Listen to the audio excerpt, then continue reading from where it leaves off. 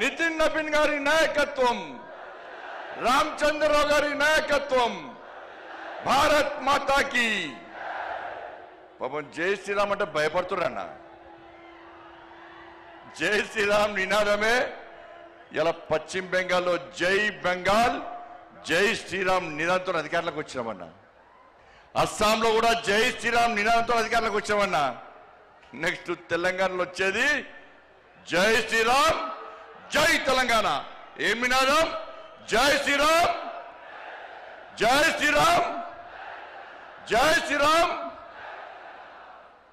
ఇలా కూడా అంటాడు జై శ్రీరామ్ అంటే కడుపు నింపుతుందా అన్నాడు. నింపుతుందా నింపదా అన్న? రే జై శ్రీరామే మా లోపల ఆవేశాన్ని నింపేది, జై శ్రీరామే మా లోపల ఆలోచన నింపేది, జై శ్రీరామే మా లోపల పౌరుషం నింపేది. ఈ జై శ్రీరామ్ నినాదమే నీ గడిలు బద్దలు కొట్టిన విషయాన్ని ఆ కుటుంబ పార్టీ కేసీఆర్ పార్టీ మర్చిపోయినట్టున్నా.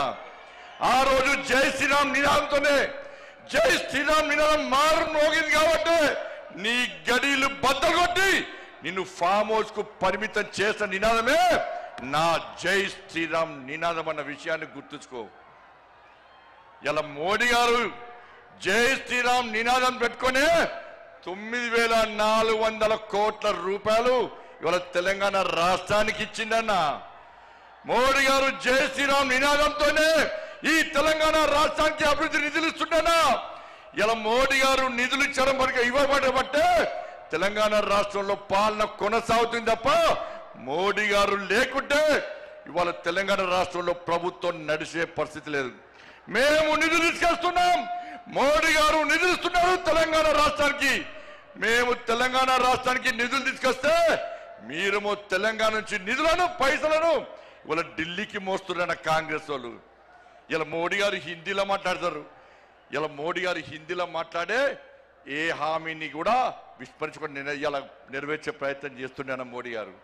ఇలా ప్రియాంక గాంధీ వచ్చిందన్న తెలంగాణ రాష్ట్రానికి, రాహుల్ గాంధీ వచ్చిందని తెలంగాణ రాష్ట్రానికి ఎన్నికల సమయంలో ఏమైంది? హిందీలో మాట్లాడి 6 గ్యారెంటీలు అమలు చేస్తామన్న రాహుల్ గాంధీ, ప్రియాంక గాంధీ హిందీలో మాట్లాడే వ్యక్తులు ఇవాళ కనీసం 6 గ్యారెంటీల గురించి మాట్లాడకుండా ముఖం చెల్లకుండా తెలంగాణకు రావడం బంద్ చేసి ముఖం కిందికేసి పారిపోయిన విషయాన్ని కాంగ్రెస్ పార్టీ నాయకులు గుర్తించాలి.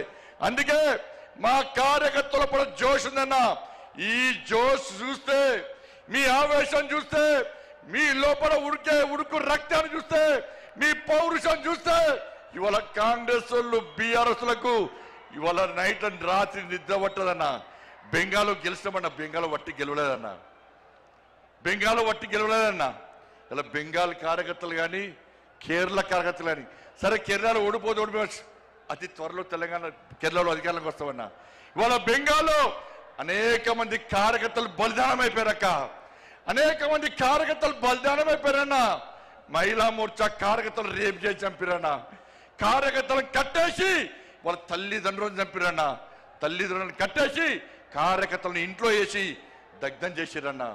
300 మందికి పైగా ఇవాళ బెంగాల్లో కార్యకర్తలు బలిదానం చేస్తే ఇలా కార్యకర్తల బలిదానాన్ని నా నరేంద్ర మోడీ, నా అమిత్ షా వృధా ఓనేలదన్నా. ఎట్టి పరిస్థితుల్లో కసితోని సంకల్పంతోని ఇలా బెంగాల్లో ఎట్టి పరిస్థితుల్లో అధికారం రావాలని చెప్పి కార్యకర్తలు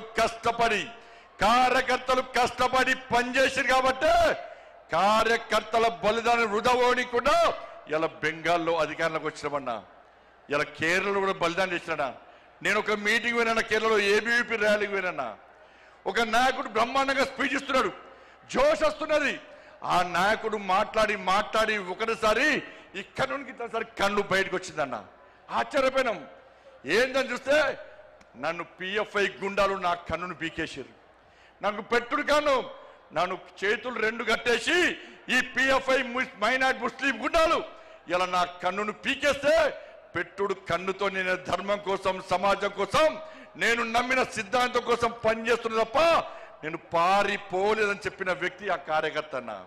అంతెందుకన్నా ఇలా రాజ్యసభలో సుందరం మాస్టర్